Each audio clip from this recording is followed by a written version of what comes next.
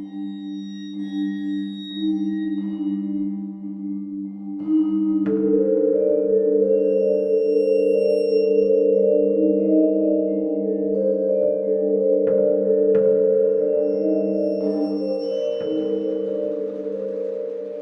hello, and welcome to Ardente Rigamortis. I'm Review Cultist. I'm Mikey, the East End Evil. And I'm the gamer in yellow. And we're here to discuss those internet stories, most creepy and most pasta, and be critically silly doing it. And tonight we have a double feature? A double feature? A double feature. No. A double feature of two short creepypastas. Stairs and the Basement. So yeah, these are two more creepypastas that are on the definitive creepypasta iceberg that we've been chipping away at. And so we are going to cover both of them since they are very short. And they're kind of thematic in that there are stairs in both of them. Yes. That go to something creepy. So yeah, let's start with let's start with Stairs first. So Stairs is credited to Jack on creepypasta.wiki. And let's go with the run. Let's do our initial recommendations here. I'm going to partially recommend this one. I'm going to recommend this one. I mean, I'm a fan of Stairs. I like them. It's where I go up to go to sleep and everything. So yeah, it's good. I like Stairs. All right, fair enough. Mm. Who's the negative one? I gave it a partial. I look forward to hearing why you guys like this one so much. And also now I'm worried about my second recommendation for the next one. Anyway, we should move on to this one with the rundown. So,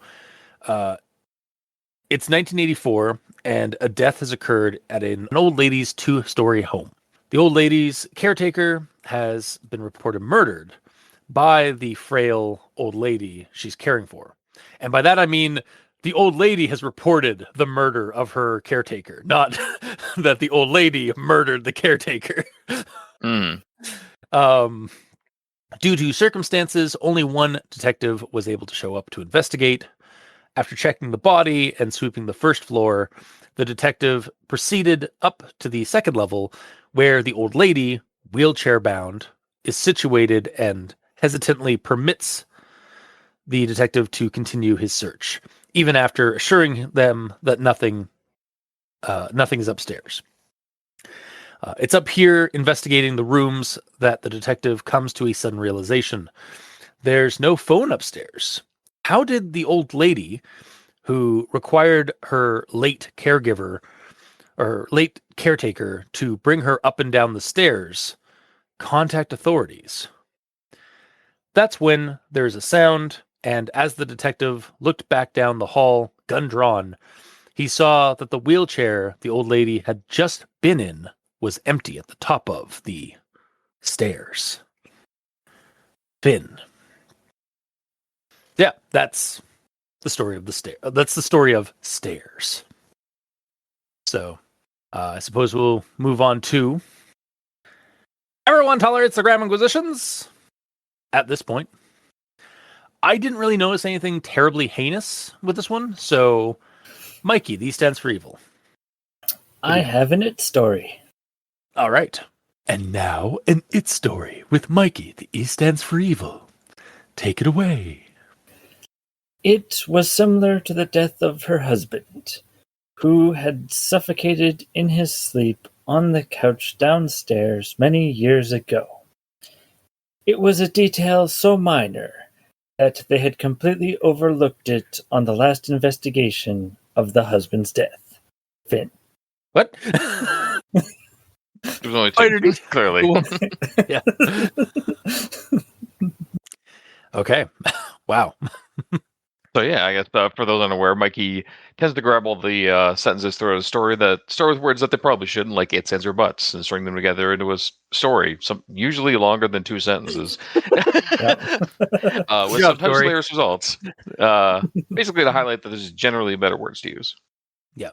Also, I do like that both its were involving the same subject matter. Yeah. Like, so there's no lack of context stuff, but like Yeah. out of context stuff we could do. Yeah. Yeah, exactly. Gamer, do we have a grammar in yellow? No. Cool. All right, on to actual thoughts. The old lady sat atop the staircase in her wheelchair, watching him, still and silent, seemingly in shock. He immediately ruled her out as a suspect due to her inability to move up and down the stairs, and because she was trapped up there at the time the murder took place. It was similar to the death of her husband, who had suffocated in his sleep on the couch downstairs many years ago. So, in this moment, I was just like, yeah, the old lady did it, right? Like, Of course. like not like the story's not holding things like close to their chest. Like this is very like, yeah, here you go.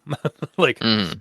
and then we get the image. Then now I'm gonna just bring up the image here, which the image is of a person, not necessarily an actual old lady, but like a person wearing an old lady like babushka mask and like shawl in front of the camera.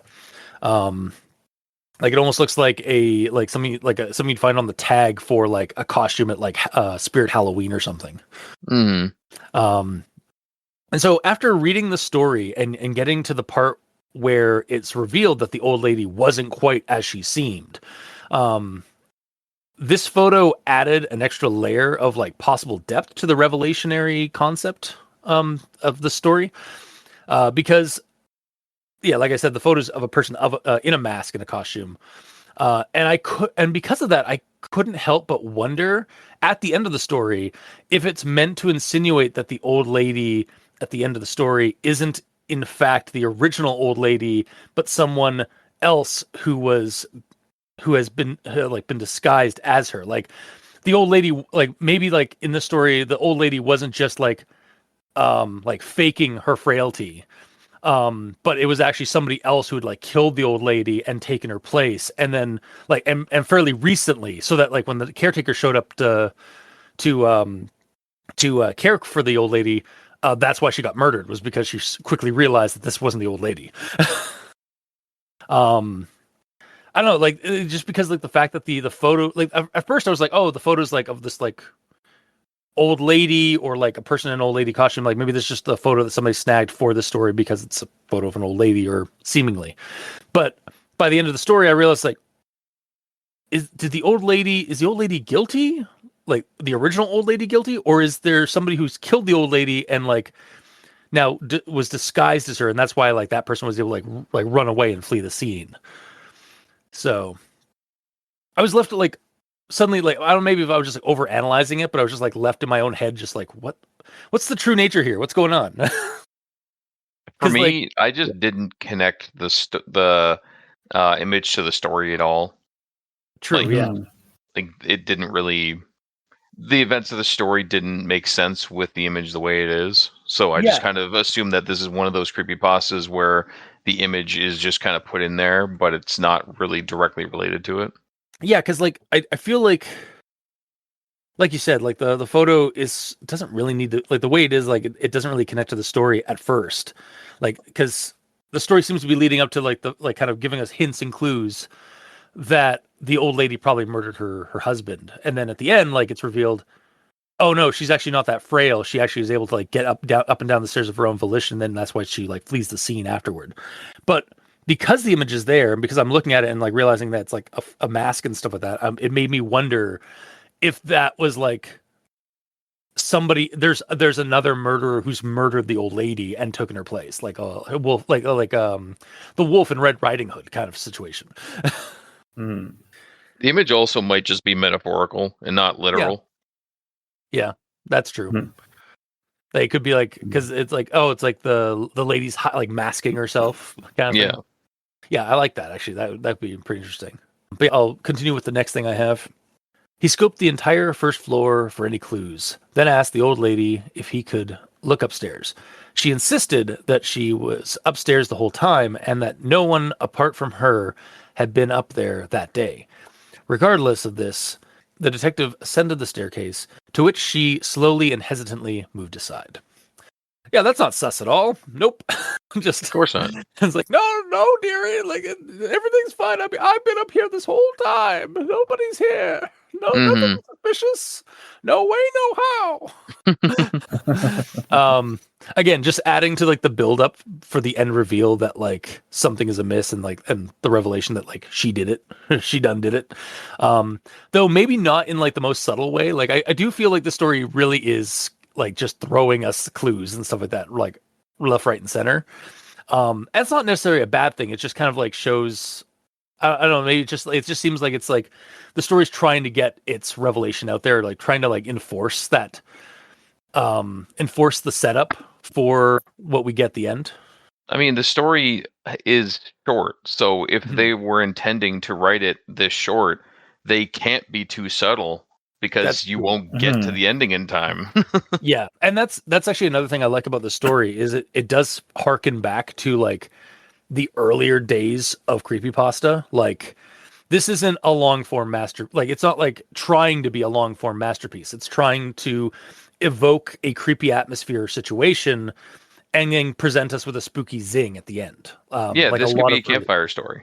exactly, and that was what like a lot of these early creepypastas were. And like this story came out based on like the crediting.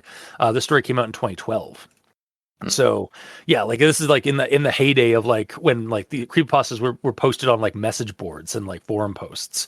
So like rather than like on a creepypasta wiki or like on their own devoted like creepypasta or like creepy story or fear fiction like platforms. So yeah, this is definitely like felt like a classic creepypasta in that, and because it is from that era.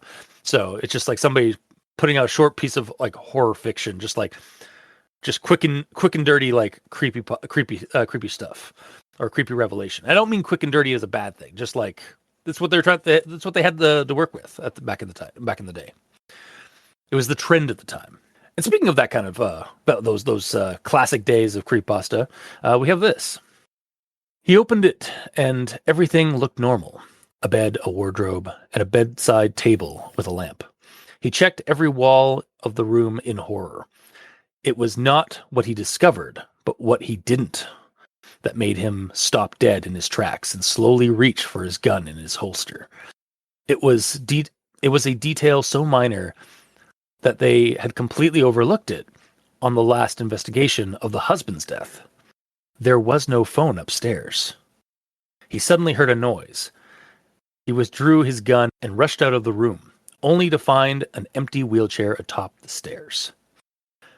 So wait, is this like a story? Is this story a variant of Who Was Phone?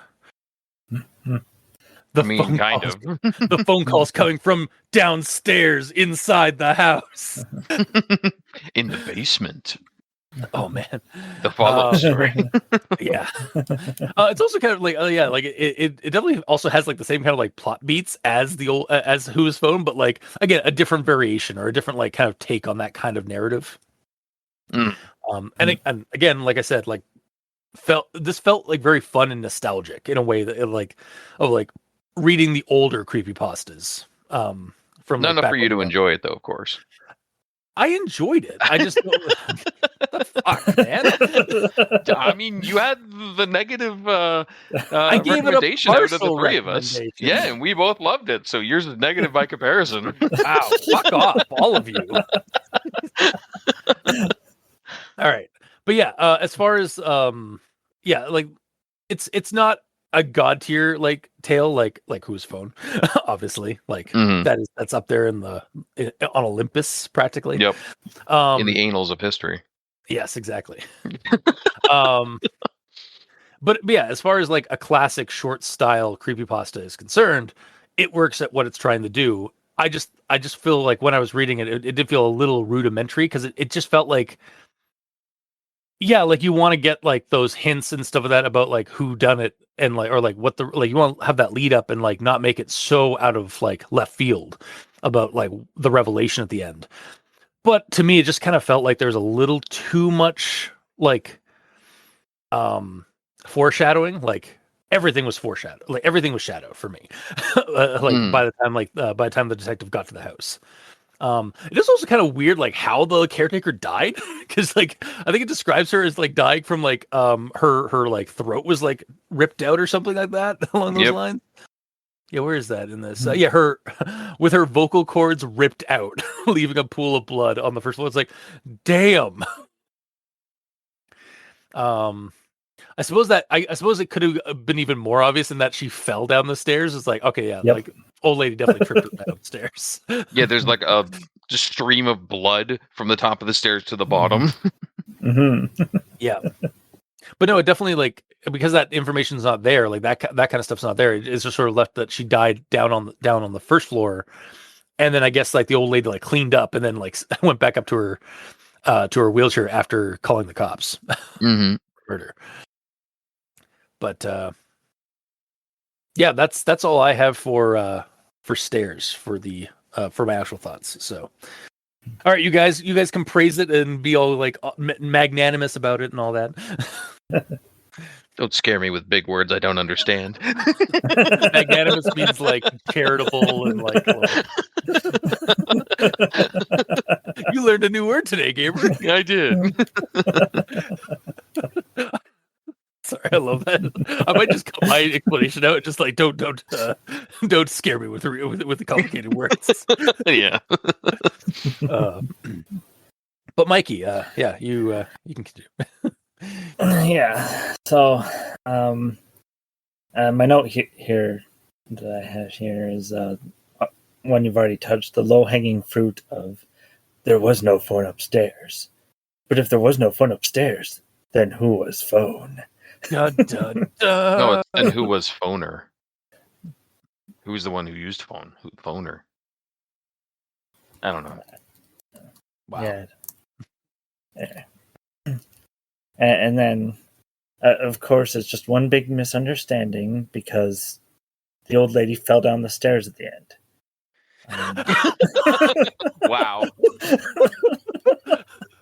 He was Just so very shocked. silently fell down the stairs. Yeah, it's actually there's no because he heard a sound, so it's just the sound of her like. I do like that actually, like just like she's just like trying to readjust her stairs, she's just trying to readjust her wheelchair after like moving aside for the detective, and then she just like maybe like hits some like loose floorboard or something like that, and she's like, oh my. And the front door is still open, so she just flies out the door into traffic. Yeah, exactly. Meanwhile, the detective's like, "Hey, she done it! I knew it!" And like runs out, it's like trying to escape. Eh? It's like, oh, she manages to somehow like survive all that. And like gets up and then just gets like bear tackled by the detective. Stop resisting! Crack. And so a serious creepypasta turns into a silly creepypasta. Yep. Or becomes the ending of Weapons. Seriously, go check out Weapons. It is a great movie. It is honestly a great creepypasta or like Reddit No Sleep style movie. Mm. And the ending is fantastic without spoiling too much. Even though you probably already did. I honestly haven't because I haven't given them a lot of details outside of. Oh, okay, gotcha. Yeah, but yeah, and, yeah. That's all I got. Yeah. All right, gamer. Yep. So, to repeat what you said earlier, decrepit old lady's husband dies downstairs while she's upstairs, and then later, decrepit old lady's nurse dies downstairs while she's upstairs. Nothing suspicious at all. She's old. It can't be her. She's wheelchair bound. That's literally like that's what they come to the conclusion of. It's like, she couldn't have possibly done it. Who knows? But yeah. Then the ending, I like the way that the reveal comes out in this, honestly. Like the lack of a phone that she could have called the cops with on both times. And then she's just gone. And like for me, I was taking that as she was like presumably about to kill the detective, or she just took off. Because it's possible she just zipped into like the downstairs front cupboard or something to hide it, and when the detective leaves, she just jumps out and rips his throat out. Yeah. God, now I'm just picturing like an even creepier scene where it's like he finds out, like, wait, there's no phone on the second floor, and then like the sound he hears outside is actually like skittering, like yeah, and he turns like looks out there, the wheelchair's empty, but she's like like spider crawling on the wall, and she like looks up to it, is like See you in your nightmares. Just skitters away. It's like, oh. Based on like her MO of like murdering people and like getting away with it, odds are what would probably happen is he would turn around, he would see no one in the wheelchair, he would go out there with his gun drawn, and then if she turns into a weird spider monster, it falls on him from the ceiling. Yeah. Like she just jumped up on the ceiling and hid there. Yeah, there's drop bears, and then there's drop babushkas. Yes. But yeah, that's really all I got for notes. I liked the way that the twist came out at the end. Yeah. And yeah. All right. Well, then I'll move on to we'll move on to final thoughts. You know what? You guys have swayed me. I am willing to give this story a full recommendation. As like there's there's some stuff where it's like it did seem a little rudimentary, but I do enjoy the story. For me, the way I saw it is like, yeah, it might be rudimentary, that kind of thing, but like if you're introducing someone to creepypasta, like here's a short creepypasta that is quick and to the point, and it's very much what a creepypasta is, you know? Yeah, like it definitely harkens as an artifact of like a simpler time in creepypasta. And that's the charm of it to me. So yeah, I'm willing. I can forgo. I won't die down at the bottom of these stairs. Okay, cool. I will. I will give it a full recommendation. And not just because we bullied you earlier. No. I was just like again, like you guys have put some decent points on it. So yeah. Mm-hmm. Mikey, D stands for evil. As I stated, the similarities to Who Was Phone are there, which I mean is pretty nice. Even though it is not Who Was Phone, because I mean, no, there's only one. yeah. And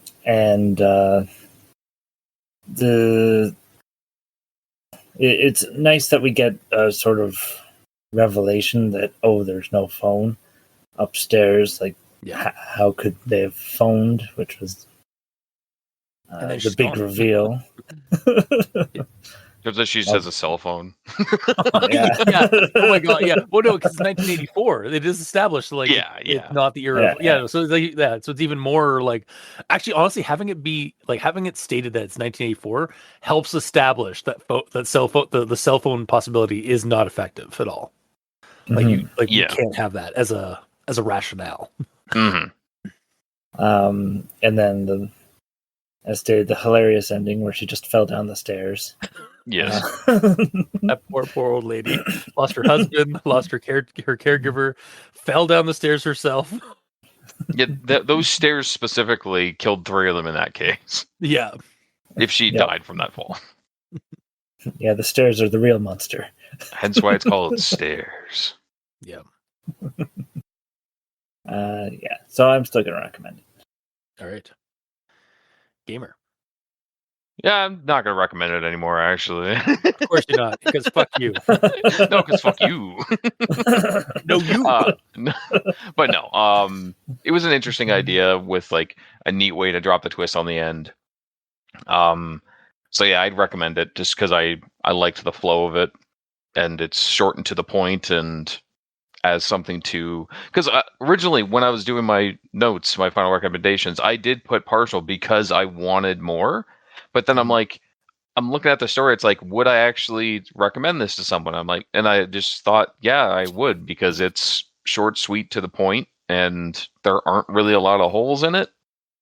Yeah, like even the story was like super short. Yeah, for sure. Like the grammar's good too. So yeah, I'd recommend it.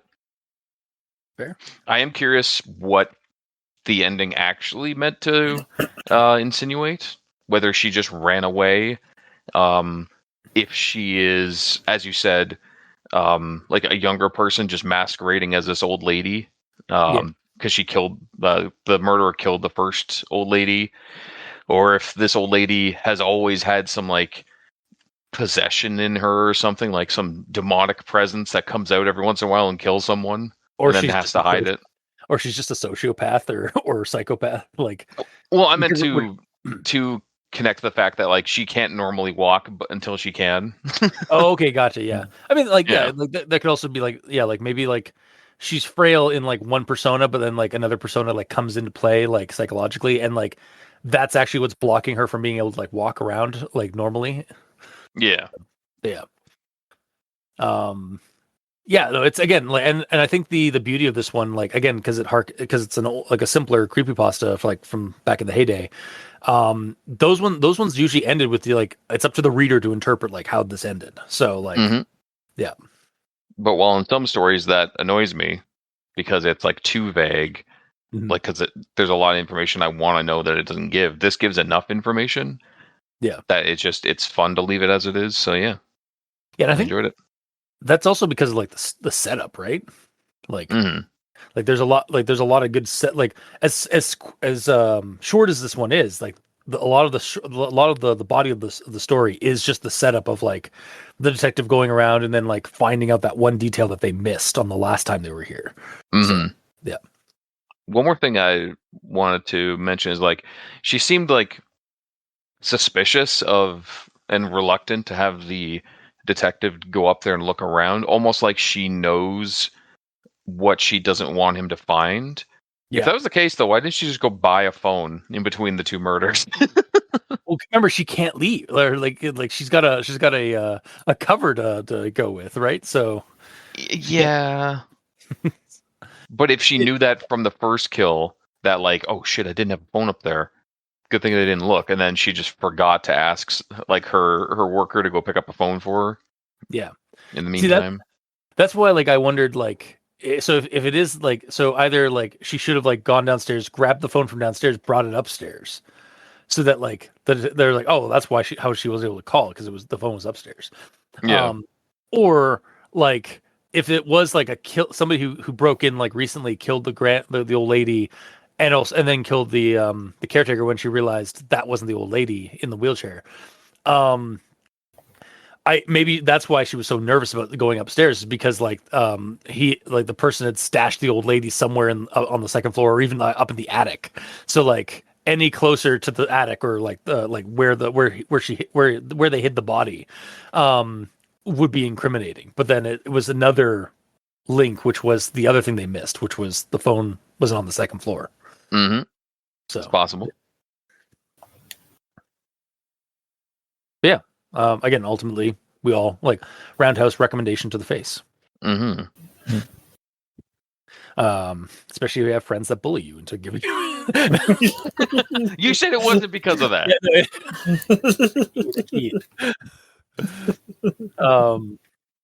But yeah, I guess we'll move on to as above, so below. We'll move on to the basement, which is the title of the next creepypasta. So this one is also posted on Creepypasta Wiki, and it was posted by ADJL1331. So initial recommendations for this one, I'm going to recommend it, which means you guys are probably not going to recommend it. I'm gonna give it a partial recommendation. I'm not gonna recommend it. I knew it. How did you know? Because I realized, like, because I know you guys. It almost seems like we're doing this as a bit, but we're not. Like, I have that written down in my notes. I know. Yeah. All right. Well, let's find out why we have such this one's much more divisive than the first one. And let's see if you guys can bully me down from a recommendation. I mean, Mikey's impartial, so maybe we could bully him one way or the other. Yeah, maybe. We'll see. To get a majority. Yeah. So with the basement rundown, Nair, because we don't get a name for the narrator, babysits this kid Kevin for some extra cash. Near to Kevin's bedtime, they decide to play hide and seek, and Nair has to be the counter and then seeker. Though instead of counting, he just texts his girlfriend before calling out and saying that he's ready to start searching. He searches everywhere but the basement, and as he heads down, noting the poor lighting of the stairs down to the basement, he spots a childlike figure under the spandrel of the stairs, and assuming that to be Kevin, tells him to follow him upstairs, and we'll we'll rotate. We'll do a new round of hide and seek.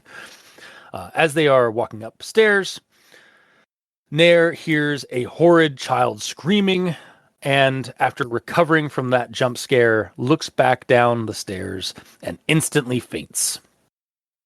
He then proceeds to wake up an hour later as his girlfriend and authorities have arrived on scene.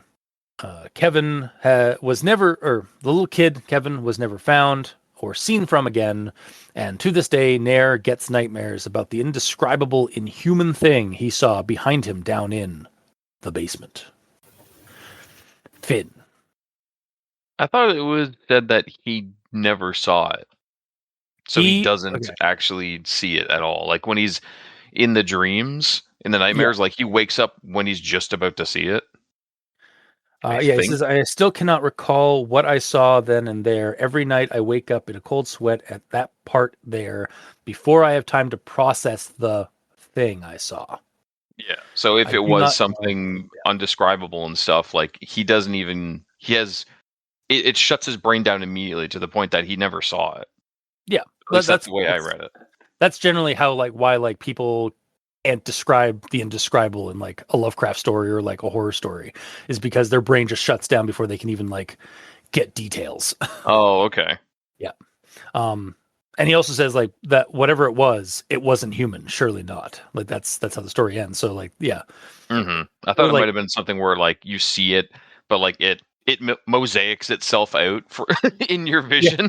Yeah. No. In some cases that's the case, but a lot, I think the better one is that it's just your mind just blind spots it. Mm-hmm. You can't even perceive what you just saw, sort of situation. Just puts a big sensor bar over top of it. Yeah, as your brain puts a mental safety blanket over it. Yeah. Yeah. But yeah, that is the basement in a nutshell. So I suppose we'll move on to everyone tolerates the Grand Inquisitions. At this point, I have one for this one. I thought fair enough and took the offer. So in this case, I feel like fair enough should have single quotations around it to signify that it that is actually a thought, especially since later on in the story we have a similar situation where the character thinks something and that thought is encapsulated by single quotations. Oh yeah. I was actually going to originally not bring this up, but then I saw it later on that that a similar situation happened. I was like, okay, no, that I'm in the right for bringing this up now. It wouldn't make it worse. No. But that's all I've got for Grammar Inquisition. So, Mikey. I have an it sentence. And now an it sentence. There you go. It's a natural talent of mine. I know this comes off a tad braggart, but it's true.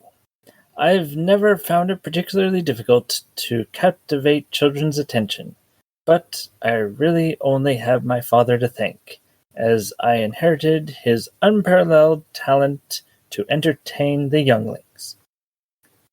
Finn.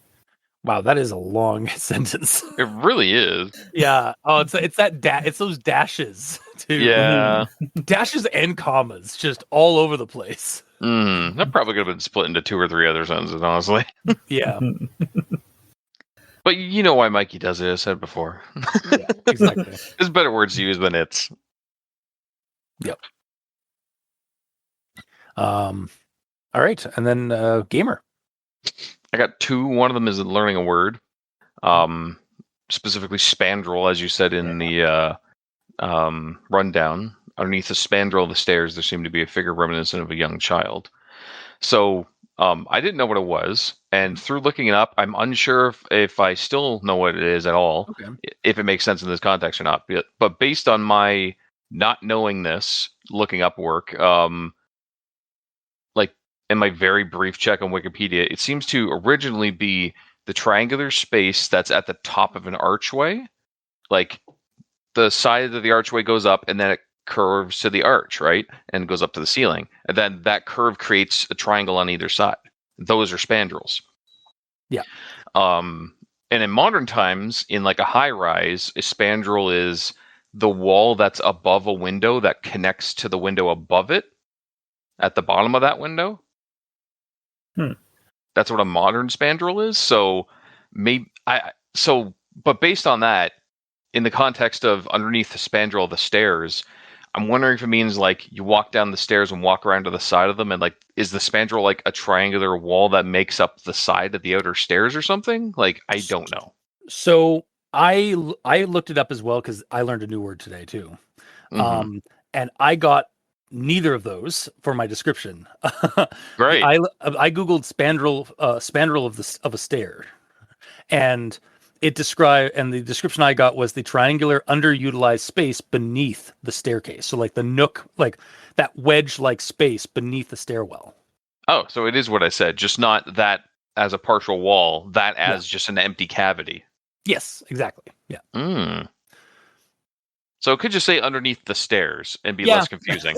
Yeah, but also like words exist for a reason to describe locations. So like, because we don't know what that word is, doesn't mean the story's wrong for using it. Yeah, and I learned a word because of this. So hooray! You've learned 2 words today. I did. I already forgot the first one. Magnanimous. Magnanimous. Yeah. So next one. This was after he got attacked. I was found by my girlfriend an hour from that point on, along with half a dozen police officers investigating the scene. I find that line like really complicated. Like should it just say like I was found by my girlfriend an hour later? Yeah. Instead of I was found by my girlfriend from that point on. From an hour that point on or whatever. Yeah. What the It's really complicated. It's a mouthful for no real reason. Yeah, exactly. I mean, the story definitely has a character to it. Like I definitely noted this narrator definitely had some verbiage to them and like an attitude to them in their writing. So I guess, but as far as I'm concerned, this line's wrong. I don't know if anyone would actually think that way. This line's a little overcomplicated. Yeah, a little bit. But that's all I got for grammar. All right. Well, then on to actual thoughts. I'm going to start with the image in this one.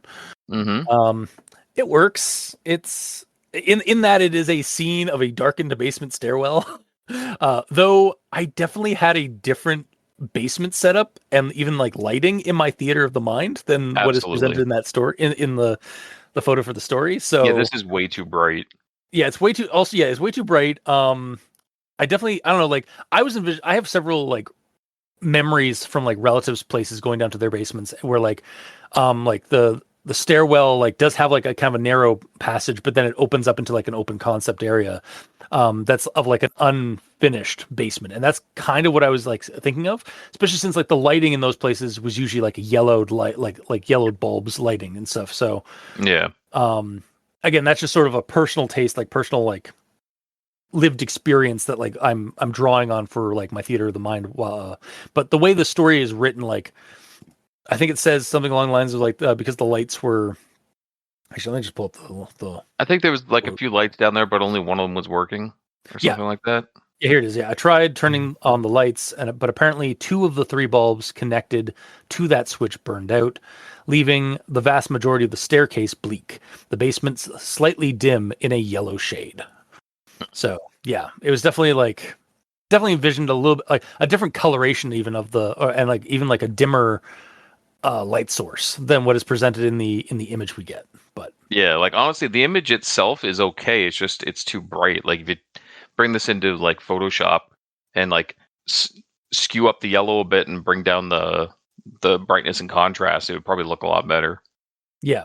Oh, especially also because like now that I'm like I've like gotten a much I'm re-looking at it and at close up.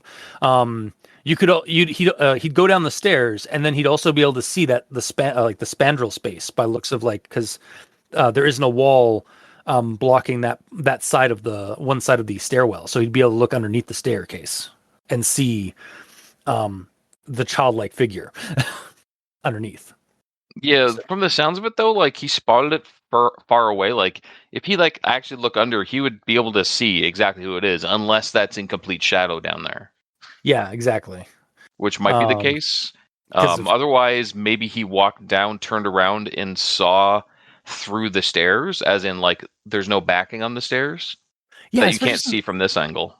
yeah, so perhaps we need like a little bit extra like descriptor because it just cuts from like the stairwell being like bleak and like the basement being slightly dim with yellow shade, him thinking about like, oh shit, the lighting's shitty.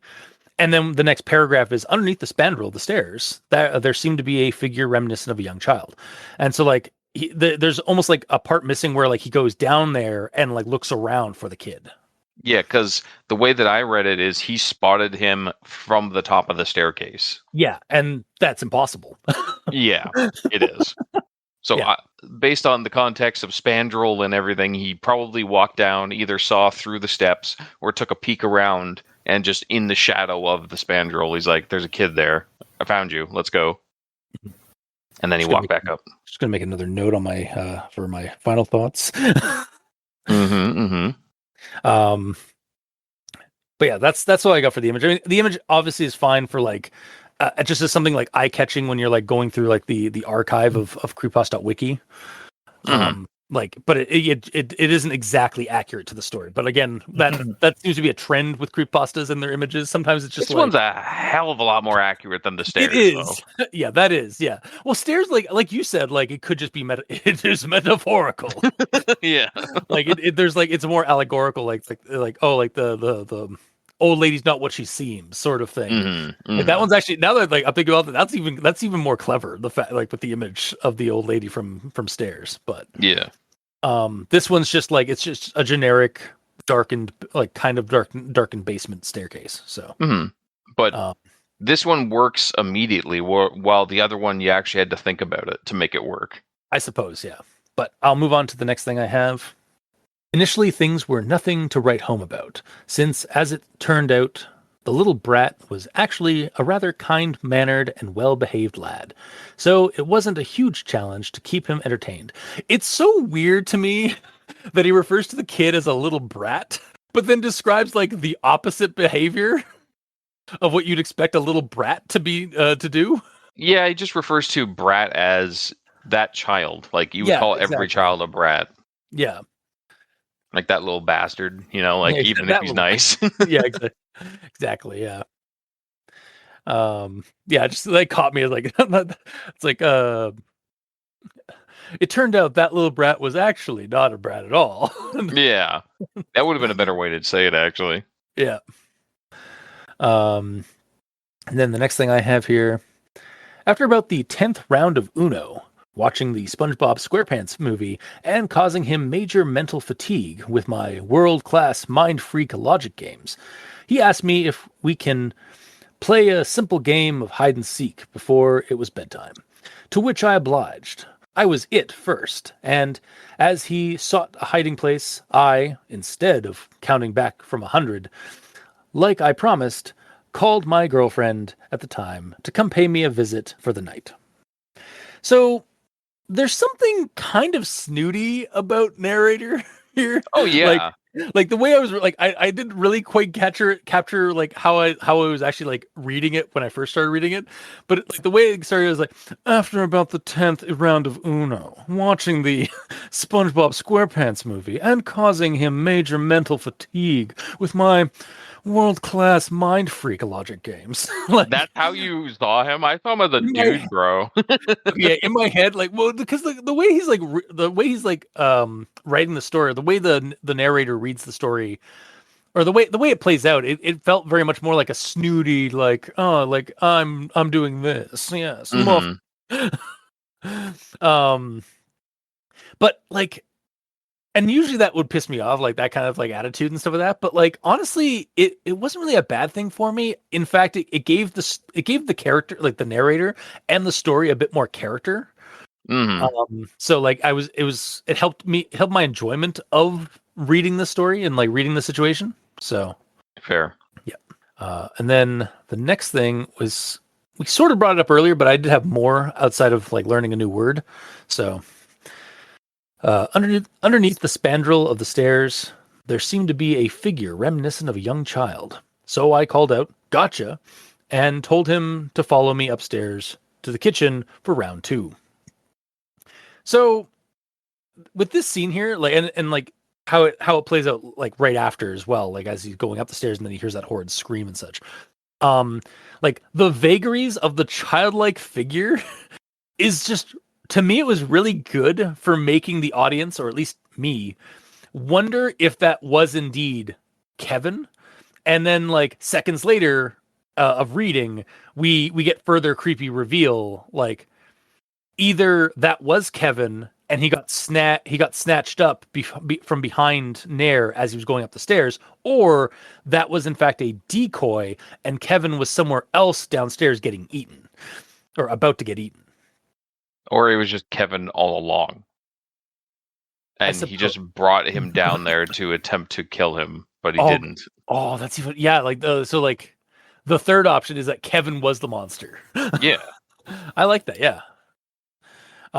Yeah, so like I don't know, I just really like this scene. It's like, because like I can see this like playing out in a movie as like or a short film, even like the narrator going, like the Nair going down, looking around for the kid because this is the last place to look, and then sees in the darkened, shadowed like spandrel beneath the stairs this figure, this little like child figure, like either like standing like straight up if he has enough room, or just like crouched down kind of, but you don't see any details. It's just like the silhouette because of the lighting.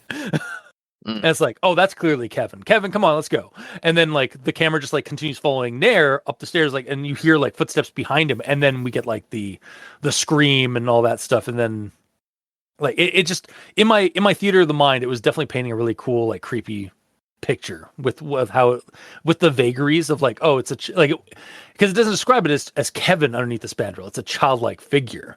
So it's like, okay, that's kind of creepy.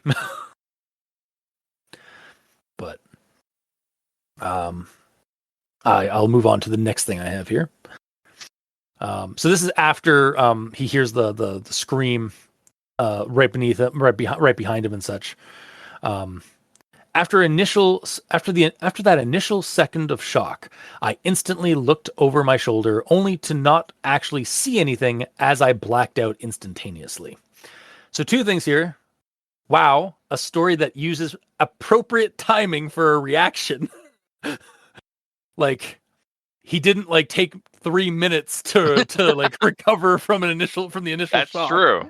Very true. He took it's like after that initial second of shock, it's like, and then like turned around, like there, like that's the second. That's an initial second of shock. Yes. And then also Nair here just rolled sanity check and failed, and chose faint when he failed. Classic Lovecraftian move. Mm-hmm.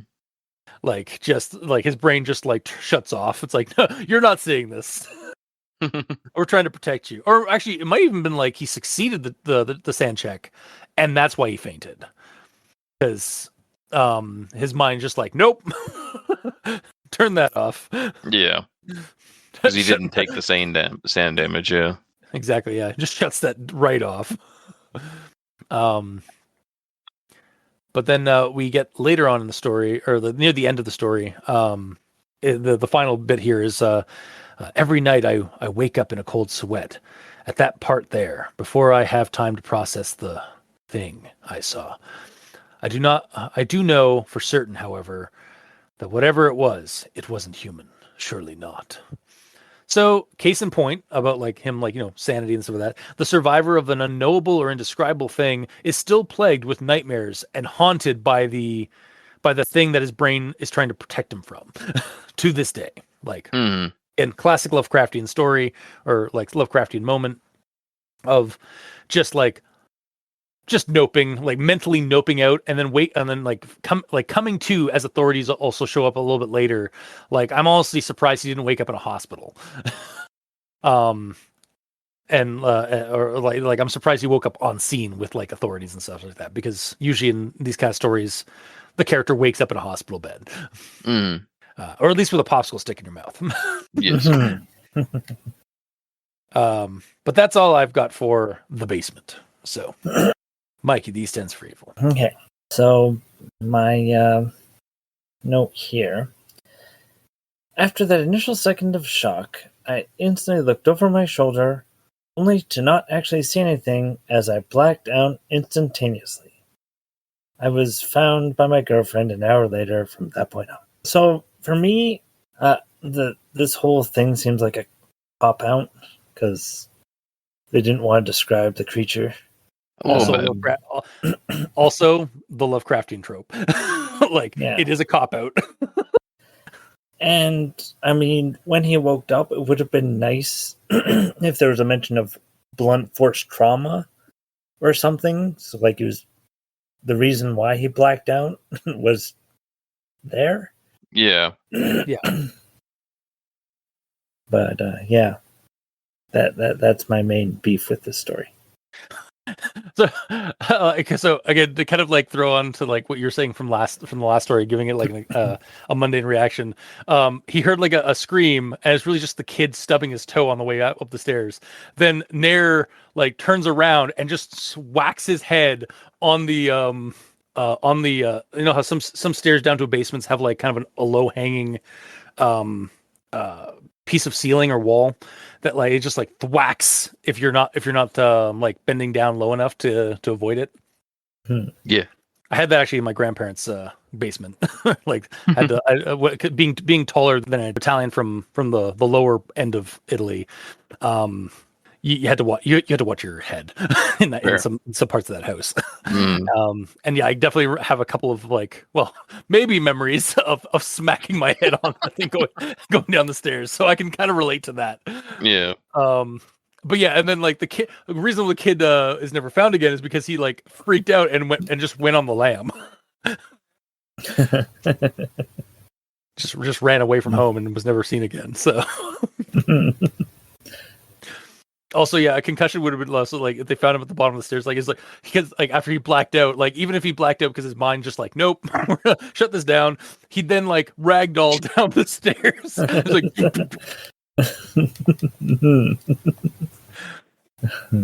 Yep. Anyway, that's into my actual thoughts. okay. Then we have Gamer. So I only have like one real note. It's just in regards to the ending.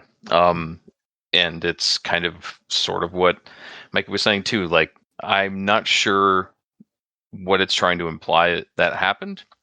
Because I'm not sure if like Kevin was also the creature, like I said, or like it would be as if something in the basement possessed him when he went down there to hide, or if he was possessed the whole time, actually a weird creature this whole time. I don't know. There's a lot left in the air about what it could be.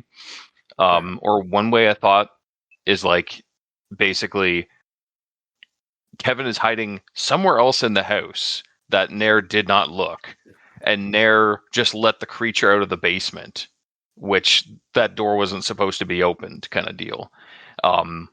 And then the creature got out, knocked down Nair, and took Kevin away. But that would only kind of hit right if like when the parents left, they said, "Oh yeah, don't go in the basement, by the way." Yeah. Then like that's something to give a little bit of meat to that idea, but no, there's nothing like that. Also, kind of what you mentioned earlier too, Cultist, is like, for all we know, this could be entirely mundane too. Like, the guttural howl of a child is the kid actually just yelling that as he's running up and like shoving Nair down, and then like he falls and bashes his head on the stair, and then the kid just runs away. Like, maybe he was using this as a way to get away from his parents because he's in like an abusive relationship with them, you know? Yeah. And he just wanted to run away because he had a crappy home life. But like, all these potential options are like swimming around my head, and I can't grab on any of them. I have no idea what happened. And that's the biggest like problem I have with the story, is just like, in regards to the stairs, I basically know what happened, and there's only like a few things that could be the outcome of this. Mm-hmm. But this one's just way too not explained. It's way too vague, because like all these things could happen, and there's no facts that point me in one way or another. At least with the stairs, there's the fact of the old lady did it to the other one, to her husband as well. So it's possible that she's actually a murderer. I don't know. It just left me more confused than the stairs. Yeah. I wonder if this is because, like, again, I don't agree entirely. Like, I agree. Like, I understand where you're coming from, but I don't I don't share the same like thought on it because, like, I liked this one more than the stairs, obviously, because I did give that one a partial recommendation initially. This one I think I'm still gonna give a recommendation. Spoilers, but the reason is because, like, I found it much more like entertaining in terms of like a Lovecraftian story. So I'm wondering it's because, like, this one.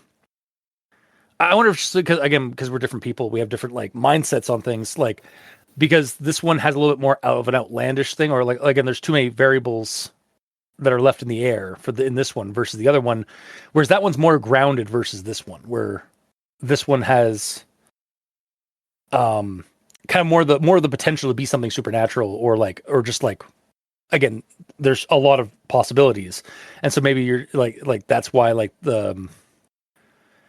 because there's too many choices of like what could happen. Like, that's like kind of why that one's not as good as stairs. My problem with this is nothing happens and there's no explanation of what happens. Whereas in stairs, Yeah. a dude's throat gets ripped out. The lady couldn't have done it because she can't walk, and then she disappeared when the almost said director, when the detective found a clue that she didn't want. So it proves that she can move around. She can move around very quickly. So it's either she's a monster or she's a human monster, aka a murderer, and is actually just hiding in the apartment ready to kill him or ran away. Where in this, like, the most realistic one that I can grab onto is the kid literally just jump scared him from the back. He fell and knocked his head and the kid ran away because he wasn't watching him anymore. Like, that's the most realistic one. That's the one I could grab onto the most because all the creepy options don't feel as tangible as that. Okay. And for me, as a creepypasta, reading that as the headcanon of the story that happened, it's not creepy. Yeah. Mm-hmm. Okay. Yeah, I definitely like difference of opinion, but yeah, I get it. I do get it. Mm-hmm. All right. Is that it for your actual thoughts, or? Yeah. Okay. Then I suppose we'll move on to final thoughts. Like I said, I'm going to still recommend this one. I like the characters' like narration. Like, I thought that was kind of fun. Like the attitude and the characterization of the narrator in the story. To me, it does touch on some things that I just really like. I don't know. Maybe I just, because like I like out of context like horror, like just like something happens, something that is like vaguely like has the potential to be supernatural, or just like have a bunch of like outcomes as to like what exactly it did, or what exactly happened. And then it's over. Like, maybe because I've read a lot of Lovecraft, and a lot of those are anticlimax like they end in anticlimax, and like I'm just used to that. But yeah, I really dug that. I dug that side of this story where it felt very much like a Lovecraftian tale. And similar to the stairs, like, it's short and sweet, and it's just a creepy thing that happened while this guy was babysitting that like ruined his life, basically, or like that he's like still haunted by to this day. So, but even that. He's haunted by what? Something that he can't see. So what even is that that nightmare? The nightmare is just him walking, like reliving the moment, walking down there, seeing the kid about to leave, hears a noise, turns around and wakes up. So like, he just keeps reliving that? Yeah. And I kind of understand that. I have that nightmare of I can't describe. I have a nightmare. Like, this is the real world, like real talk here, not al dente real talk, but like real world talk. I have a nightmare that I can't describe to you. Really? Yeah. Like, and it's a recurring one. Like, I can't describe what it is I'm afraid of, but I know it's something. Like, I know it's either an object or some kind of thing in the nightmare. It's not even like a feeling of being like stalked. It's not a feeling of being. It's not even like a person. It's not a creature. It's a thing that I experience in dreams. And I started getting them like probably about 10, 15 years back, after I had like the flu one Christmas. And I've been getting I've had them occasionally. And it's the weirdest fucking nightmare, because like I wake up in a cold sweat, and I cannot vocalize what it is that I'm freaked out at in the dream. It must be Cthulhu speaking to you. Yeah, maybe. Yeah, it is something massive. Whatever it is, it's something massive and small and microscopic at the same time. Like it is something that like constantly in flux. I literally cannot. I like it is. I and see. Okay, I think that's why you enjoy this type of reveal more than I do, because you live it. Yeah, exactly. And like you've read a like, bunch of Lovecraft stuff. Yeah, and so like I'm down with the sickness on that, like of like of all the of that style of like horror and like cosmic horror and stuff like that. And again, like you said, like I've said, like you've said, like this is sort of like an experience I can relate to, because like I can like relate to somebody who's seen the indescribable, because I have seen the indescribable in my dreams. Mm-hmm. Like it's funny too, because like I get a little connected to time. Like I've actually even seen some like TikToks and some stuff on social media of somebody who, some people, apparently other people have like shared this kind of like dream. Like when I'm like when I hear their description of this thing that they have, I'm like, oh my god, that's it. I mean, when a bunch of people are saying that there's an undescribable thing that I'm having a nightmare of, everyone can connect to it that has that same sort of nightmare, because it's the same thing. It's undescribable. No, but there's like little details that like are not just like indescribable, but like little details like, oh my god, like that's is that what I've been having like nightmare wise? But yeah, so like I don't know. It's just this is just sort of getting back to the fact that like we both have different experiences and we both have different like things that freak us out or creep us out in stories and stuff like that. So like that's why certain stories affect us more than others. Yes. And yeah, so yeah, that's why I'm going to recommend it, is because I really like the story, because it had like kind of the out of context Lovecraftian nature, and I dig that. So, Mikey, these stands for evil. Well, for me, it was a good story up until the blackout, which means that... So all the stuff that wasn't creepy, great. yeah. And then the creepiness happens, but there's not enough of it. Mm-hmm.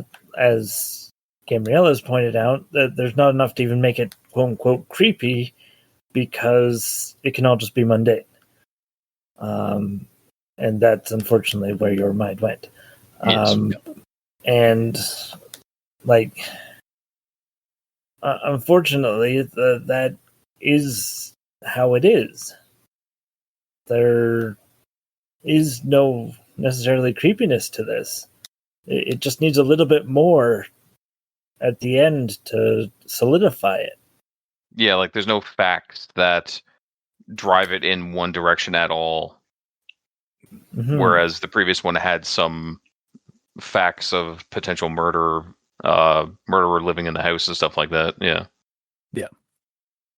So I hate to say it, but I believe Gabrielle has influenced me, and I'm not going to recommend this at all. Wow, shocker! Curse your sudden but inevitable betrayal. I'm not happy about this. I don't like not liking things, and I don't like making other people not liking things. But that's just the way it is. Yeah, no. Like we all have different like opinions on things, so I'm fine with it. But it's like yeah. All right, gamer. Now to really fuck with your head. You know, the way that you described it, cultist, I can really get into it now. No. Lies. Lies and slander. Yeah, absolutely. Because don't cater to me, sir. Don't gaslight me.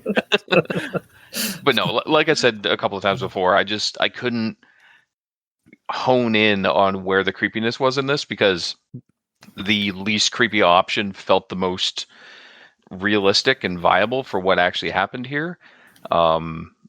I don't know. I just wish that there were some breadcrumbs. Like this area is immaculate. There is no breadcrumbs in any direction whatsoever. Because I just didn't know where to go with it, so it left me kind of confused by the end. Mm-hmm. And while I wanted to like it more with the undescribable horror, I didn't think about it with that sort of viewpoint. Even though he straight up says, like, I turned around and like in my dreams, as I'm about to see it, I wake up. So like he can never see it, But whatever it but he was. has a notion that it's inhuman, whatever it is. Yeah. So like he like so I again the way I took that was like he did see it. It's just his mind's saving him the sanity rolls by Oh, for just like, sure. oh, I didn't see that. That's not what I saw. Mm-hmm. Yeah. And honestly, like cultist, I see you. Like I totally understand that. But that like I can get that view now kind of, but me reading through it, I didn't really get that at all. Yeah. The worst I saw of his repeated trauma is straight up PTSD, like actual PTSD. Yeah, no, like yeah. There was some guttural child scream behind him, like probably a really deep scream, but from a child. So a sound that he's never heard before, as this kid in my head just jump scared him from behind, and then a second later he's knocked out. So his brain went to sleep when he was already in this max like amount of fear. So that's why it stays with him as like actual post-traumatic stress, and that's where these dreams are coming from. But unfortunately, that's not creepypasta in my view. I don't know. Sorry, it might be a creepypasta, but it's not scary to me specifically. Yeah. So that's the reason why I personally wouldn't recommend it to someone. I would rather recommend the stairs over the basement. That's fair. Yeah, I will give it to you. I'll give this to you. Like, would it be more creepy or like again? We have kind of like over this final thoughts thing. We have kind of like said you guys have said like if it just had a little bit more at the end, like it would be creepier. Like what if like Kevin was found down there and not like but not all of him, and like it was like a bloody affair, and then like and like and then like Nair is like haunted by. Like he knows he saw something down there, like he knows he saw the perpetrator of what got Kevin, but he can't. His mind won't let him see it. Whether it was an actual just normal human being going in there that murdered him, or if there was some creature that his brain won't let him see. Yes, that gives me a direction at all. Yeah, or if it's a situation like he wakes up and like Kevin's there. But he's like still under the basement, like cowering in fear because he also saw something. Yeah. That would also help. It's just the fact that like Kevin's gone and our narrator didn't see anything, so I have nothing to go on. I just wanted something to go on. Anything. Yeah. I like because like even like outside of like a cosmic horror or like again like a supernatural monster or something like that, you can make this like again with mundane, you can make this horrifying. Like he has PTSD, like he could have had this like PTSD, like waking up every night, like trying to visualize what he saw, and it could have still because he could have seen the act, and it was just so terrible to him, like his mind just couldn't handle witnessing some actual person killing Kevin. Oh, for sure. Like, so and that's why like he's getting PTSD and why he can't see like he's it's the shadow shadow in his memory that's just like his mind's just not letting him see that because of actual like that actually happens in like with victims who witnessed crimes. Like they actually do like cannot like they suffer like that kind of like PTSD or that kind of like like kind of selective amnesia. Yeah. Where they just don't want to, their mind just does not want to see the actual truth. So, and I'm not trying to talk down PTSD saying it's nothing, like it's bad and it's scary to deal with, I'm sure, but it's not what I signed up for on a creepypasta, basically. Even though like a lot of them do deal with psychological horror. Well, yeah, but it's usually because of an event that we witness. And we get something out of it. Mm-hmm. But yeah, I don't know. Maybe the thing that his brain won't let him see is the fact that it was his girlfriend that killed him. Oh god, that would be. She stuck in the basement door and killed him, and his brain is like, that can't. He called his girlfriend over. He called his girlfriend over from inside the house. Yep. she's already inside the house killing Kevin. Possible. Oh my god, that would have been. That's why she was there before the like when the authorities arrived. It wasn't just because like she arrived at the same time. She was already there. Yeah. Oh my god, I kind of love that idea. That would be a really like weird. If we could figure out a way, like at the end, like maybe like he finally has like a breakthrough from his dreams and stuff of that, and he sees it's his girlfriend like cutting up Kevin or doing something like something horrible to Kevin, and then like that's when he blacks out, and then she like covers everything up basically. Mm-hmm. It could even be a like my girlfriend is a supernatural being, but I wasn't aware kind of deal. Or Reddit No Sleep with that title. Yeah, absolutely. Turns out my girlfriend's the closet monster, or the monster that lives under the basement stairs. You'll never guess what you'll never guess my reaction to it. But yeah, no, again, like, yeah, it's the TLDR on my final thoughts is I just wanted an inkling of a direction somewhere. Yeah, that's the main reason that it didn't do it for me personally. Gotcha. All right. So with that, I guess we'll call it a day. So for this one, 2 non-recommendations from my fellow hosts and a recommendation from me, depending on your viewpoint and like your opinion, like whichever ones you share, take it or leave it, I suppose. Mm-hmm. Yeah, that's it for tonight. So if you like what you heard, or if you didn't, leave us a comment in the comment section below where this gets posted. Some of us are on Blue Sky. Mikey is at the E stands for evil, and I'm at Review Cultist. You can also send us emails at aldenterigamortis@gmail.com. That's aldenterigamortis@gmail.com, where you can also send us suggestions for other creepypastas, SCPs, spooky things. You creep it, we'll peep it. Yeah! And if you'd like to help support our show financially, you can go to Patreon. We have special episodes, early access, and extra content. To all our patrons helping support the show, thank you immensely. You're helping keep those hosting bills at bay, and as always, we very much appreciate that. And to our listeners and the authors of these stories, thank you immensely, because without your listenership, it'd be like screaming into the void. And without your authorship, writing and posting these stories on the internet, we really wouldn't have much of a show because we'd have nothing to talk about. So thank you. Now's a good time to mention that we are a part of a podcast network, Crit in the Night, an actual play and creepypasta podcast network. We're there alongside our sister podcast, One Less Die, and our cousin podcast, The Role Playing Exchange, for things that go crit in the night. Until next time, I have been your host, Review Cultist. I'm Mikey, the East Ends Rio. And I'm the gamer in yellow. And this has been Al Dente Rigamortis. Sleep well.